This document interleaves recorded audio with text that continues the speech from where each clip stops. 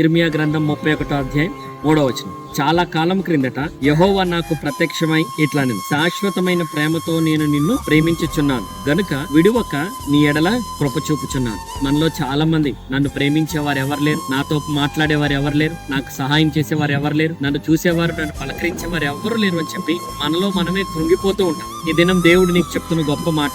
చాలా కాలం క్రితమే ఆయన చెప్పేశాడు. ఇర్మియా కాలంలో ఈ మాట చెప్పాడు. శాశ్వతమైన ప్రేమతో మనల్ని ప్రేమిస్తున్నాడు. ఈ రోజు నుండి రేపు మరిచిపోయి మారిపోయే ప్రేమ కాదు మన దేవుని ప్రేమ. ఆయన శాశ్వతమైన ప్రేమతో మనల్ని ప్రేమిస్తూ ఉన్నాడు. మన పట్ల ఆయన విడువక తన కృపని ఉచితంగా చూపిస్తా ఉన్నాడు. ఇంకేం కావాలి మనకి ఈ లోకంలో? మన స్నేహితులు, మన బంధువులు, మన భర్త లేక మన భార్య, మన బిడ్డలు ఎవరు మనల్ని విడిచిపెట్టినా ఈ దినం దేవుడు నీకు చెప్తున్న మాట చాలా కాలం క్రితం నీకు చెప్పేశాడు. నీవు నేనే మర్చిపోయా. ఈ దినం దేవుడు మరొకసారి మనకి జ్ఞాపకం చేస్తున్నాడు. శాశ్వతమైన ప్రేమతో నేను నిన్ను ప్రేమిస్తున్నాను. ఆయన ప్రేమ అవధులు లేనిది, ఆయన ప్రేమ షరతులు లేనిది, ఆయన ప్రేమ తిరిగి ప్రతిఫలం ఆశించని ప్రేమ. ఆయన ప్రేమ, ఆయన ప్రేమని పొందుకుందాం. ఆయన ప్రేమలో ముందుకు కొనసాగుదాం.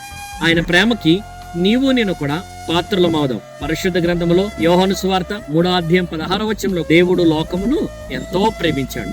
ఆ ప్రేమని మనకు ఉచితంగా ఇస్తున్నాడు. ఆయన ప్రేమని పొందుకుని ఆయన ప్రేమలో మనం ముందుకు కొనసాగి దేవునికి మహిమార్థకరమైన జీవితాల్ని మనం కొనసాగించి దేవుని నామం మహిమపడతాం. దేవుడు మిమ్మలను మీ కుటుంబాలను దీవించును గాక.